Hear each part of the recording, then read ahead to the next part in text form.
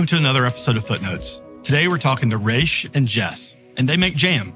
They have a business together, they're best friends, they live on the same street, and they've taken a lot of twists and turns together. And you get to hear their story next on Footnotes. And I also want to thank our friends at the Boyd Innovation Center and GrowCo here in 5 Points in Columbia for allowing us to shoot this episode here. We could not have done it without them. Thank you so much.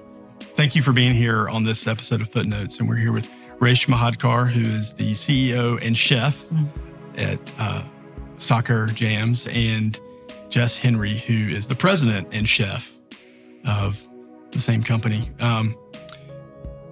This is going to be an interesting episode, and because I think you're one of the first people that we've talked to that makes a food product.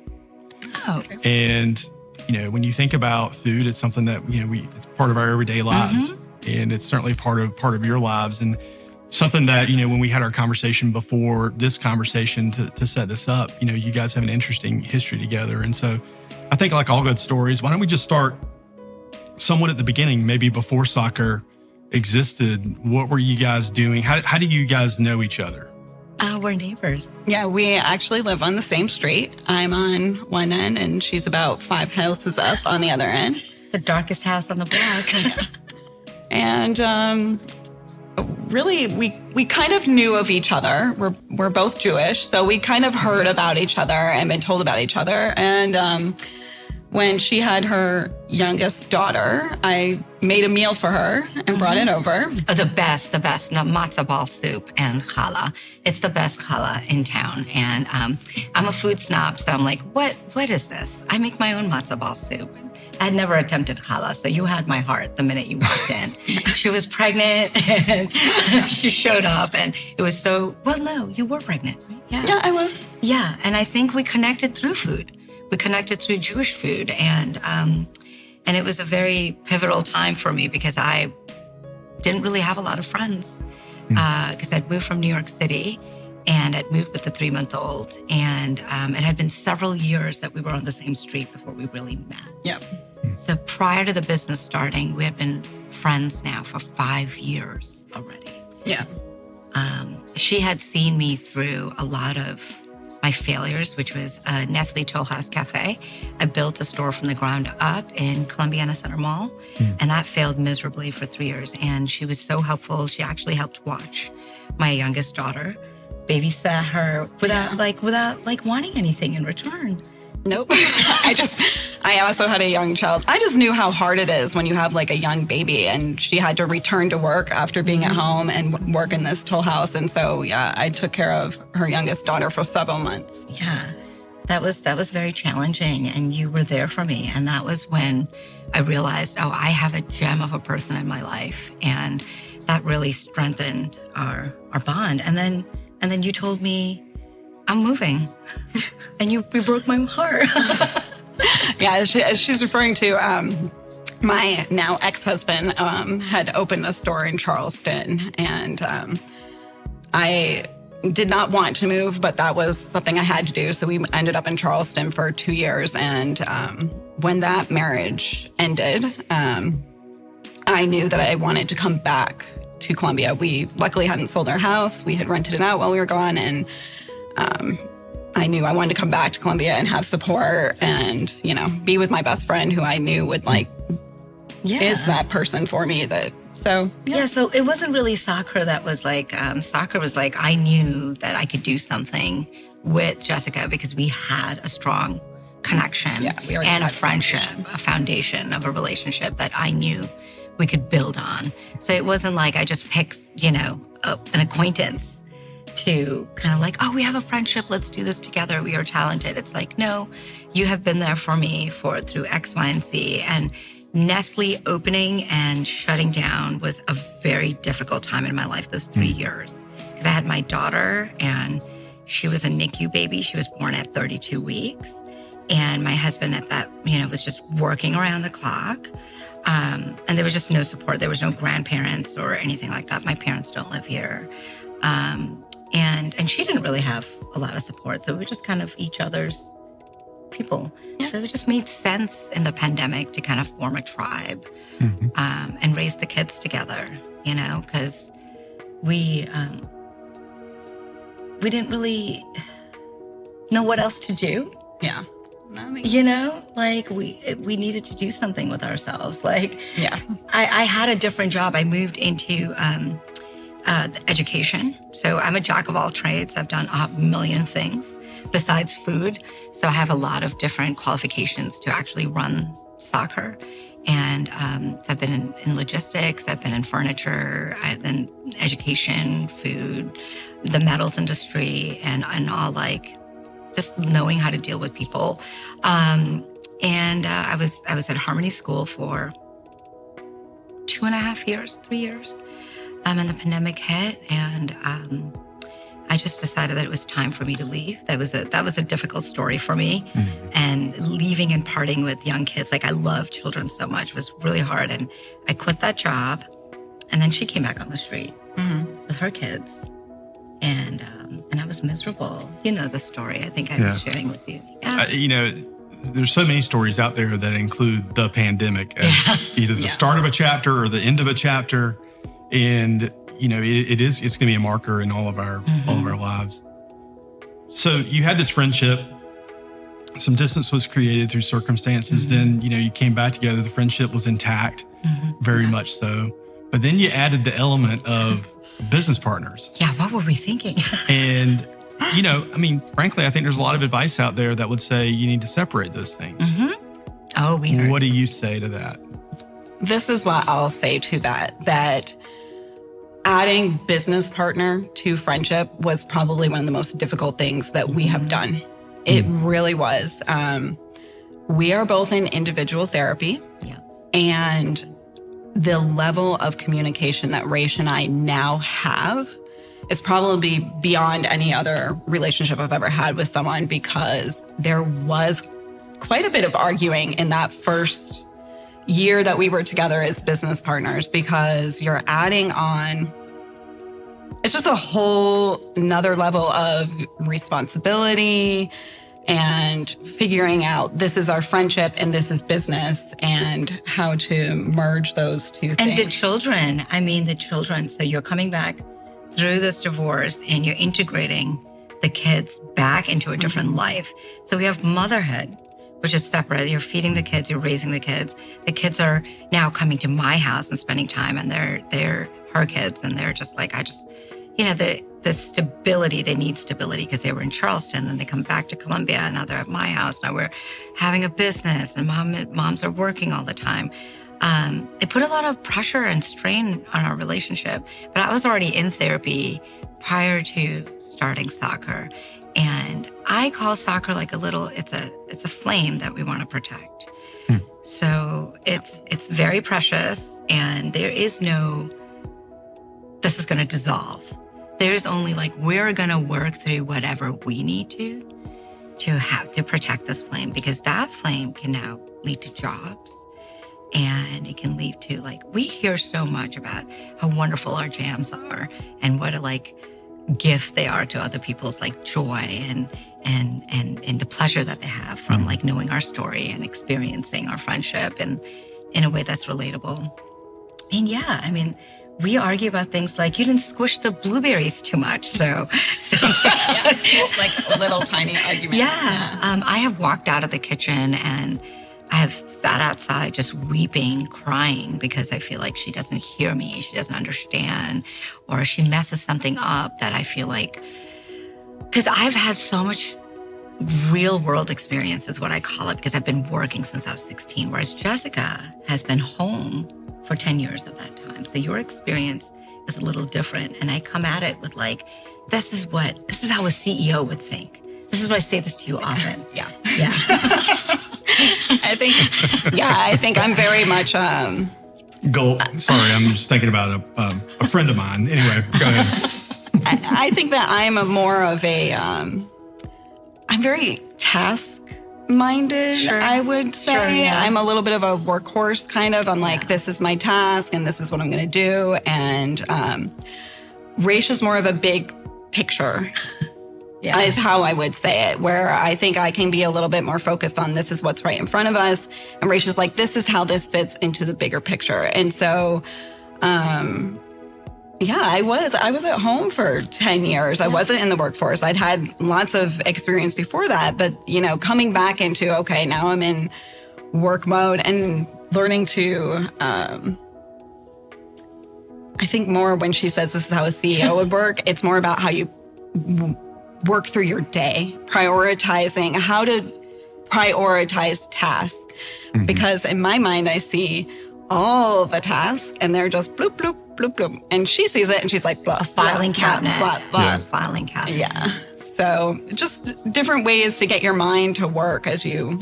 I know that's not what you asked, but that's literally how it just kind of goes right into like the conflict and how that shapes. I feel like we're creating a blueprint for Sakhar, the future of Sakhar, right? So like if we are doing tasks that are like, so she does the shipping and she rolls the bubble wrap in a certain way. And I'm like, this is not right. And she's like, what do you mean? And I'm like, if you have to teach this to somebody, because we're going to have a warehouse full of people who are going to be doing this, how is that going to translate to people learning? So I get her to think about her small actions because I want her to take over the entire operations one day and to be able to teach people how to do those menial tasks in part of that scaling. Well, so I mean, talking about scaling in the business, I mean, let's talk about Jam. Fun. You started out talking about this meal that was brought over and just what a great gift and blessing that was to you at that particular time. And when we all know food to be more than just nourishment. I mean, it's something that brings people together, and it is part of our lives. How did you land on Jam as the product that you were going to build a business around? Well, I have a rich history with fruit myself, personally. So I grew up in Mumbai, and I came to this country when I was 12, 1992, February. And I grew up fairly poor, but we always had a meal. I mean, my dad worked around the clock, and so did my mom. We always had a meal. But in between those times where dad was out and mom was out and earning a living, I was hungry. We were snacking, and I would just steal fruits. Guavas were my favorite. My friends would egg me on because they wanted guavas too. I mean, like India is rich with fruit because it's a tropical country. Guavas, pomegranates, tamarinds were my favorite too. Bananas I would eat. I wouldn't steal those. They were just around everywhere. And they're growing everywhere, and I would steal them and I would eat them. And we had a lime tree outside too. And so it's just kind of, I would even steal nectar from buttercups and drink that. So like flowers were a part of rose petals. I would eat those too. They were just out, But preservation wasn't really a thing. So in this country, when I came to the U.S., Jam was just like, wow, because there's winters here. So you want to preserve you want to preserve it and you want to have something through the winters. And so I bought a book of jam making. I'm like, this seems cool. I want to know what I can do with fruit. And when I was a deeply sad person after leaving my job, there were a lot of external factors going through my mind. My therapist told me to find a coping mechanism. And I opened up my jam book, and that's where a pandemic baby. And I was just like, okay, I'm going to try my hand at this. And I know I'm a wonderful chef, and I've been cooking forever and a day. And I'm like, I can do this. And I did do it. And my therapist also told me to dump my liquor out because I was going down a path that was self-destructive with the alcohol. I come from a line of alcoholics, so it was really easy to see that this is where I would end up. And I didn't want that for myself. And Jess was just struggling on her own at that point. So I'm like, okay, I'm going to take fruit because there's so much fruit in South Carolina. I'm going to take strawberries because I picked it and it's a pandemic activity I can do. I'm going to dump Prosecco in it. And people lost their mind, like on my personal Instagram. And I just could not keep it. I was just giving it away. I love giving fruit away. I actually cook a lot. I make a lot of cupcakes. I bake a lot. And I just love giving. I think food is just such a wonderful way to connect with people. And jam is very nostalgic in the United States. Everybody has, 90% of the people that I've met have some kind of story about their grandmother's preserves, Interesting. Yeah. And then Jess, I'll let you, you have a different history with canning and... Well, I grew up with canning and, as a child, I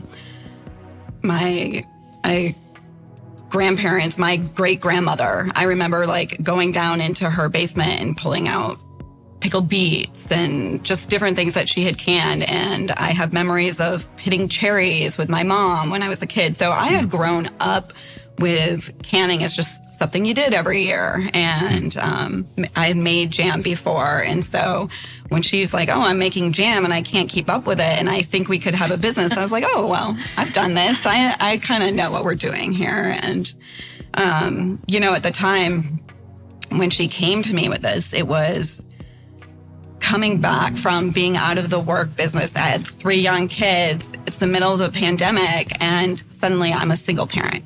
And, I'm thinking, what can I do? I had considered becoming a teacher. And then I'm like, well, it's the pandemic. What am I going to do with my children who were 5, 7, and 9 at the time? And how are we going to make this work? And so when she came to me with the idea of the jam, I was like, this is great. We can pick fruit. We can make this. This will work. You took a big risk. I feel like you took a leap of faith. And I don't even know. We get asked that a lot, actually. Why jam? And my answer is it would be foolish not to. We're in an agribusiness. Yeah, South Carolina is actually fantastic from an agribusiness perspective. It would, I financially also it would be silly not to. We knew we had something very precious because in business they talk about what need are you fulfilling out there, and we are in jam country. There's jam everywhere. What makes it so different? And it's really bougie jam is what I say. There is no strawberry Prosecco out there. There is no brown sugar peach bourbon. In the West there is. If you go out to California, you go out to Montana, you go out to New York, people are doing this. People are not doing this here. Farms are doing it, and that's wonderful. But as a CPG brand, there isn't anybody who is. A lot of times we get asked, do you have your own farm? Like, no, we don't. That's the purpose of it, is to actually make connections with different farmers and see what they're growing in this rich soil that we have. And the Department of Ag is really, there's a big push from the commissioner, Hugh Weathers, and the Department of Ag to actually push the certified SC product and to bring like the produce, South Carolina produce, front and center. So I just kind of was like, jam just seems like a thing. It's kind of easy to make. I say that because we're made so much. You make it. I don't even make it anymore. I don't even make it. How easy is it? How easy is it, Jess? Well, I'd say after lots of practice, I think I have it down. I will say, I tell people, I'm like, in the beginning, I burned quite a bit of jam, and I'll have friends, they'll be like, this didn't turn out. And I'm like, yeah, it's very simple, but sometimes it's not. Hey, remember the peach caramel? The peach. Yeah. So here's a funny story about in the beginning when we first started at home. We had made a peach jam and overcooked it, and we called it caramelized peach jam. And we had people that loved it. We sold it, and people loved it. They were like, "It's so good," and we were like, yes. Yeah, we have ruined jam like severely. Like that, this is not. It's been a long time since I messed up with jam. So this is a story, and it's got all these twists and turns and these different intersections that seem to not be related, and yet they've just been sort of tied together. Where's the business now? You guys are, we sort of make a distinction kind of in my day job. You have entrepreneurs, and those are people that are kind of starting out. And I think the origin of that word is a French word, and it means actually to put capital at risk. That's all it means. It doesn't mean to start anything. It doesn't mean to, come up with an idea. It means to put capital at risk. You've done that. Yeah. Now you own a business. You're a business owner. You have expenses to track. You have orders to fulfill. You have receivables. You have to get paid for your work. And you're selling it at scale. It's not just gifts to friends and family and things like that. Take us to where you are now in the business, now that it is a business, because I think a lot of people that listen to this, there are entrepreneurs that are listening that are starting. They're putting some things at risk. It might be their own money. It's certainly their own time. It can be relationships. It's like all of the above that are being put at risk for this thing. Talk about the other side of that, about being a business owner. Gosh, do you want to start that? Because I have lots of thoughts, but I'll let you start first. I'm trying to think of what I would say now that I'm trying to think of what point we're getting to here, like what it's like when you actually have gone through all the steps and you can say, I have a legitimate business now. Mm-hmm. Yeah. And where we're going, or... It's not a small business, right? Like our friends in the industry tell us you're not a small business. I mean, you are a small business, but where I believe we are right now is in the discovery phase. And we are working on scaling. So that is a very pivotal point. It's the first 3 years are going to mark build your foundation. If you're making money after the first 3 years, you've got something viable. You've got something going for you.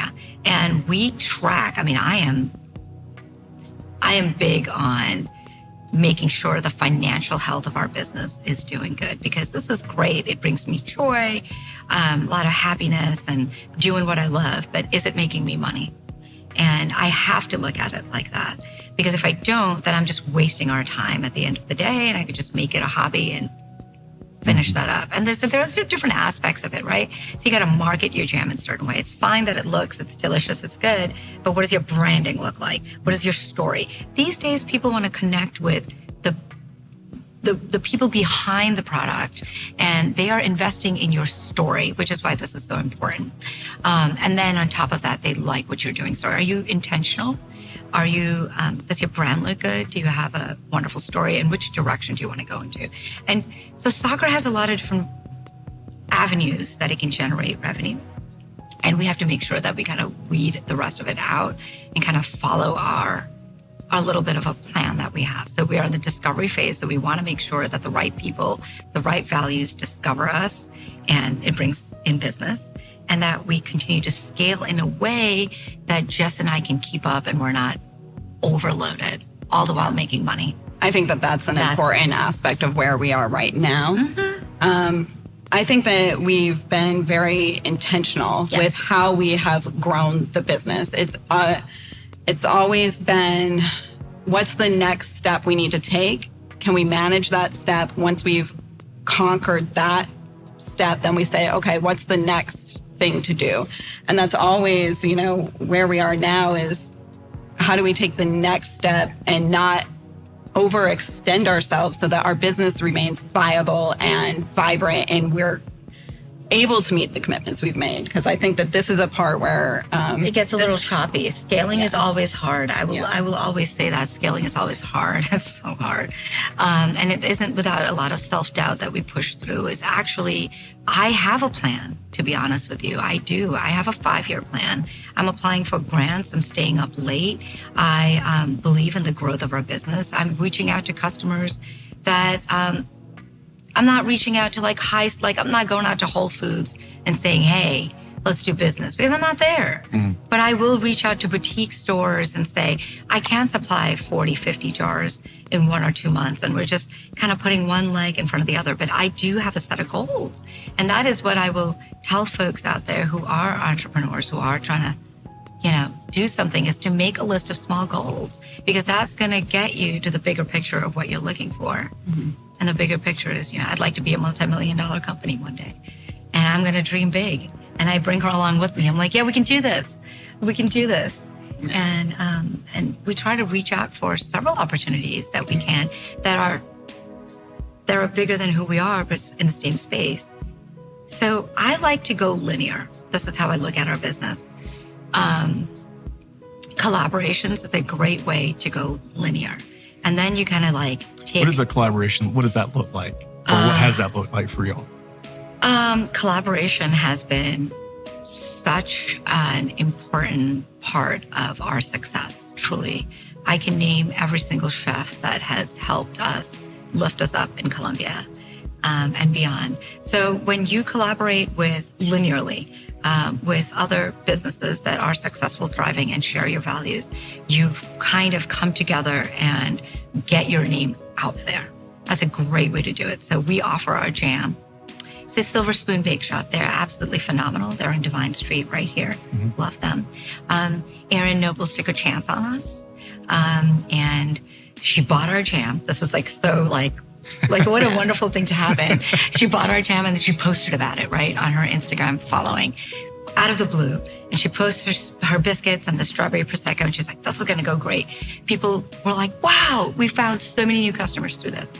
And then I got in touch with Erin. And I remember that was my first real email. I was so scared. I was like, Erin, can you please put our jam in your macarons? I will give you the jam. Put it in your macarons. Your customers will love it. Bump up the price. I know we're expensive. And I mean, I did a really professional job because obviously she did a collaboration. And I'm a photographer as well. So I've had a successful photography business. And I've always wanted to be a food photographer. So we kind of collaborated. She gave me the macs. I sliced them in half and I stacked them and I took a fabulous photo. And then we put it on Instagram and people are like, what? We like making things like you will not be able to find this if you don't buy this right now, like a limited run. And we do that with our jams too. So we kind of came together, we collaborated together on a new product and people get excited about it. They're like, this is something we can only find in our community, in our town. Then we did this again with Warmouth with a cocktail. We did it again with Sweet Cream. They took a chance on us with a Rangpur lime marmalade. Ever heard of a Rangpur lime? We can talk about that for hours, That went fabulously. Il Giorgione, fantastic. You can find a prosciutto sandwich with our fig jam in it or a panna cotta with our strawberry Prosecco. So it's just been really nice to kind of talk to different folks and get our name out there. Yeah. Well, I mean, I think what you do with a collaboration is you elevate each other. It's a way for two people to come together. And, we get messages, oh, I saw you on the menu. Yeah. And then we can say to people, hey, you can find us here. Yeah. And it's a way two business owners can come together and say, together, we're going to make something together and it will elevate both of your businesses. Yeah. I think that's an important point. I mean, maybe a footnote in that, we get told these things that, business is not really a zero-sum game, that there's enough out there really, really for everybody. And yet everyone or a lot of people seem to put themselves in that prisoner's dilemma where they're like, I'm gonna just take what I know I'm going to get. Yeah. But I mean, this is proof positive again that, when you have something and you do need to maybe borrow some credibility from an established thing. Absolutely. And you make that relationship and you put it together, you can get the win-win. It doesn't mean that, someone's on the top podium and someone's just below that. You can kind of be together. Yep. Something else that we talked about previously, and of course, both of you mentioned this in your roles as mothers. You were mothers before the business. You're definitely still mothers with the business. Yes. Talk to what is that like, and where the children are not just a part of your life. I mean, they're in your life. Yeah. It's not like you probably section that out. Right. So what does that look like when it's sort of swirled together with this, how you spend your time, especially, in the pandemic days when home became a school, in your case, it became a business, a commercial kitchen. Yeah. Not in a DHEC sense, but it's like you were just doing a lot of different things all in the same place. Share with us. I guess I can speak I can start off. I think for my children in particular, they had a mother who was only in the home. I had been home. They see me out mowing the lawn. I'm painting the walls. I'm cooking them dinner, and they never seen me in a work role. So there's been a transition of, I'm working, and to see how I've now transitioned into, okay, I have to do this for work, and then still making sure that they feel like they have time with their mom, that I set aside time for them. Well, let's talk about your day a little bit, right? You wake up at 6 o'clock in the morning and you get the kids ready for school. Yeah. Breakfast is done. I mean, you have littles, right? So you have you have an 8-year-old a 10-year-old and a 12-year-old. So they're still at the pivotal point of their lives. She's doing all of this stuff. And then I'm calling her at like 9 o'clock. Like I drop off the elder kids to middle school. She drops off the younger kids to elementary school. They were all neighborhood. We can walk to the schools. And when they're done, when they're dropped off to school, we come back and then we're having a little coffee talk and we're going through the day. Planning what we have to do for the day. But all that comes to an end at 2. Because then we have to go back and pick them up. We have to sit in line and we have to grab them. And I make dinner for our family of 8 in the morning because we work at night. So we go to the kitchen at night. So this is like a ever evolving day. And then we come back at 10 o'clock at night or 11 o'clock at night, making whatever the production looks like for that day and processing fruit. And we start all over again. Your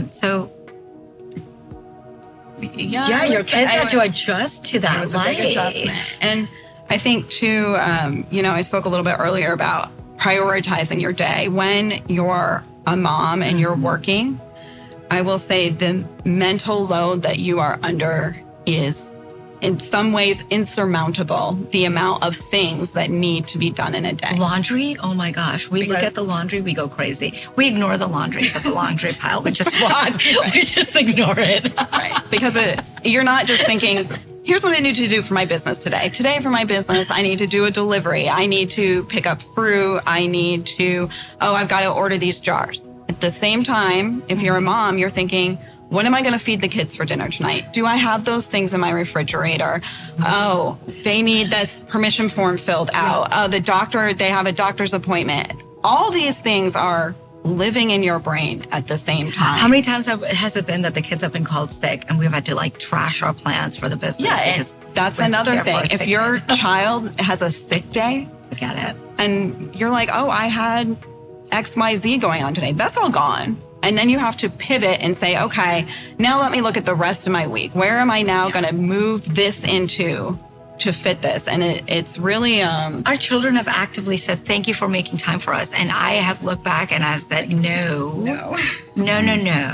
I will put the business secondary. I really will. But you come first. Like, there's no I'm working so hard to make sure that you have a roof over your heads. Like, that's not the need. No. That's not it. But has there been a way to your point about the children will come first? I think you told me that there's a way that the children now are coming with. You're right. So this is wonderful that you segue into it. Because last night is a great example. So we had the South Carolina Palmetto Palette last night. It was an event. It's a charity event that the South Carolina Farmers Bureau puts out. And we didn't have help. So our teens came along, our 12-year-old, my 13-year-old. They helped us and bid on items that we ended up paying for. I'm not sure how much help they were, but they had a great night. Well, they came and they were wonderful humans, and they did help. They came, they put on button-down shirts, and they talked to other people, and we were proud moms, and they kept telling us it was so wonderful to see you guys do your thing. In a monkey see, monkey do, we're mammals, and the kids can see us actively doing something for our business. It's not just this illusion of I go to work and I come back and you don't see what I'm doing. You are seeing Jess and I put labels on. You're seeing Jess and I. It's in my dining room. We're seeing the labels on. Right, but now they're seeing us in an outside space. Right. They come to help us at events. Rand actually takes, will stand by the register in a market and take square payments. And active, the littles will actively talk about, my mom was in the state newspaper. Did y'all see her? Are y'all selling her jam? They're so snobby about it with other business owners, And they're doing practical things to help us too, at home. They help us cut bubble wrap that we need. They're helping put stickers on jars and they're understanding that doing chores is now becoming a vital part of us. They're getting older because mommy needs more time as we're scaling. We talk about chores around the house as we all live here. It's a community. And because we all live here, we all take care of our home. Vade said to me, he goes, I vacuumed for you. I said, excuse me? You vacuumed for yourself so you could be in a clean space because that's your dog as far as I'm concerned, and he makes a lot of mess. But last night we went out with them, we did this thing, and they won like a pizza stone for us. It was fabulous. They like were bidding. I mean, I know it cost me money, but I was so proud of them for like going out there and meeting other people and eating yummy food. And then they come home and we're exhausted. This is 10 o'clock at night. And both of us are looking at us and saying, so we're going to play a word game now, right? Oh, so tired. So tired from the entire day, knowing that there's an interview the next day. We said yes. We said yes because I know that there's a finite amount of time with the children. And the point of this is to be able to have pockets of that special time separately with the kids where we can laugh and enjoy. And 15 minutes will go a long way for them, you know? So let's I appreciate y'all. This is a lot to share. And as people are listening to this, I think a lot of our audience, I hope they will find some of themselves in this story. But let's end it on this. There's someone out there that's listening that was you 3 years ago or 4 years ago. Mm-hmm. What's your message to them? There's so many different, if they're wondering if they should start a business, then I would really think long and hard about be intentional in what you do. Our story is one of like, we were making jam one day and we got big. A lot of people tell us like, this happened overnight, and it didn't happen overnight.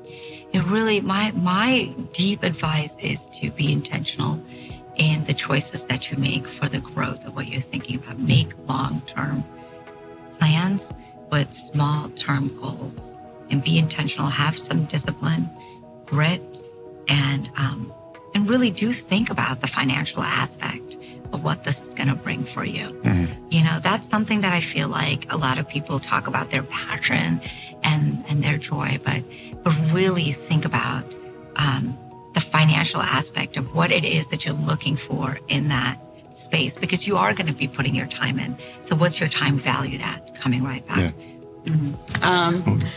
I think mine, this is going to be, again, Rach is very business-minded. I will put a little bit of like the more human side on it of, I think a lesson that I've learned in life is that without adversity, there's no growth. Mm-hmm. So I think that sometimes we find ourselves in a hard space or a big change has happened. And I would say to someone who's in that space, like, you are capable of more than you think you are. And that from the adversity that you're going through, that you don't know. I never thought that I would own a business. That was not on my bingo card. But to be able to stand on my own 2 feet and to have grown as a person the way I have, and to now have a successful business, and I can say, oh, I am capable of more than I thought was possible. And that I would never have been in this space if I hadn't gone through the adversity I've gone through. So, you know, no matter what you're going through, you can grow and become more than you think that you can be. That's a good place to end. Mm-hmm. Thank you all for doing what you're doing, for starting something, and for making something that is worthwhile, that people enjoy and that you guys enjoy. I can tell that, you know, when you enjoy your business and you're making a product, probably stands to reason that other people are going to enjoy that too. So thank you for sitting down with us and telling the story. I really appreciate it. Thank you for having us. That was an honor to be here today. Thank you.